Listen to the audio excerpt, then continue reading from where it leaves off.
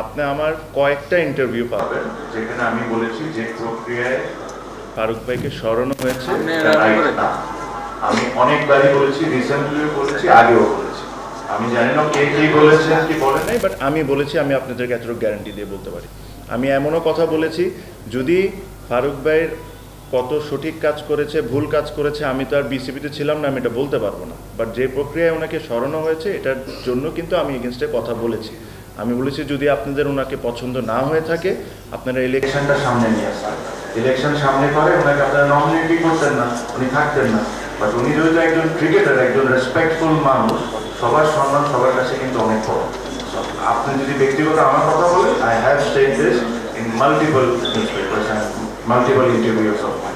আমার কাছে মনে হয় যে sports adviser, cabinet secretary, NSC secretary যেহেতু এই জায়গায় ডাইরেক্টলি ডিসিদেরকে একটা নির্দেশনা দিচ্ছেন, যেটা আমরা ফিল করি।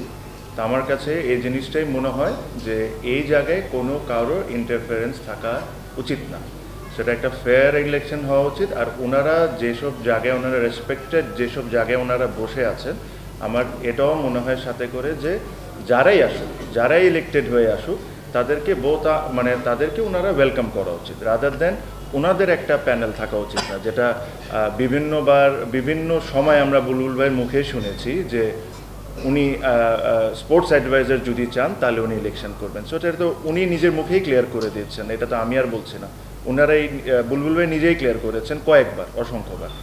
ইউনিভার্সাল কার্ডিয়াক হসপিটাল, আপনার হৃদয়ের আরো কাছে। সো আমার কথা হলো যে ওনারা কোনো পক্ষ না নেয়, যারাই ইলেকশন করবে, যারাই ফেয়ার ইলেকশনে ইলেক্টেড হয়ে আসবে সবারই তাদের লোক, যেহেতু ওনারা এখন গভর্নমেন্টে আছেন তাদের লোক সবাই হতে হবে। সো কোনো স্পেসিফিক অমুকে হবে যেরকম না করেছেন, ওখানে এত ভুল আর এত জিনিস ওখানে এগেনস্ট দ্য ল আছে, এটা কিন্তু একটা প্ল্যানও হইতে পারে, আমি অস্বীকার করছি না। বিকজ ওই চিঠি দিয়ে কিন্তু যে কোনো মানুষই রিড করবেন, সো রিড করলে ইলেকশন পোস্টপন্ড হয়ে যাবে, ওনারা একটা অ্যাডহক কমিটি বানিয়ে নিতে পারেন, এভরি পসিবিলিটি। আমি এটাকে কোনোভাবেই জিনিসটা দেখতে চাচ্ছি না। আমার এখানে আরেকটা কথা আছে যেটা আমি বলতে চাই, যে রিসেন্টলি আমি দেখেছি কোয়াপ থেকে 15টা ক্রিকেটারের নাম দেওয়া হয়েছে ক্যাটাগরি সির জন্য। ওখানে কোয়াপকে রিপ্লাই করা হয়েছিল বাই দ্য বিসিবি প্রেসিডেন্ট যে গঠনতন্ত্রেতে এরকম কোনো কথা লেখা নেই, এটা 5 জন বিসিবি প্রেসিডেন্ট দিবেন, 10 জন ক্রিকেট বোর্ড ডিসাইড করবেন যে কোন 15 জন ক্রিকেটার কাউন্সিলর হবেন। এখানে খুব সুন্দর করে উল্লেখ করছেন যে গঠনতন্ত্রের কথা।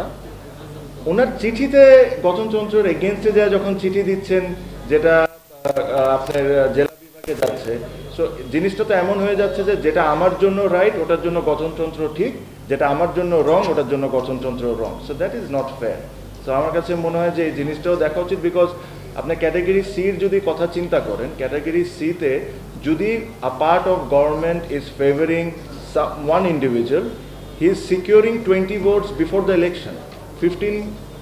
15টা প্লেয়ার নিজের ইচ্ছা নাম দিবেন, 5টা এনএসসির ভোট নিজের ইচ্ছা দিয়ে দিতে পারবেন। 23টা ভোটের মধ্যে যদি 20টা আগের থেকে সিলেক্ট হয়ে যায় থাকে, তাহলে এখানে ইলেকশনটা কোন জায়গার থেকে হইল? আপনারা গঠনতন্ত্রতে লেখা আছে হয়তো বেড়ে যাবে, বাট ইন আ গুড একটা ভালো এক্সাম্পল দেওয়ার জন্য, যেহেতু কোয়াব একটা এখন elected body, why don't you allow them to give 15 names?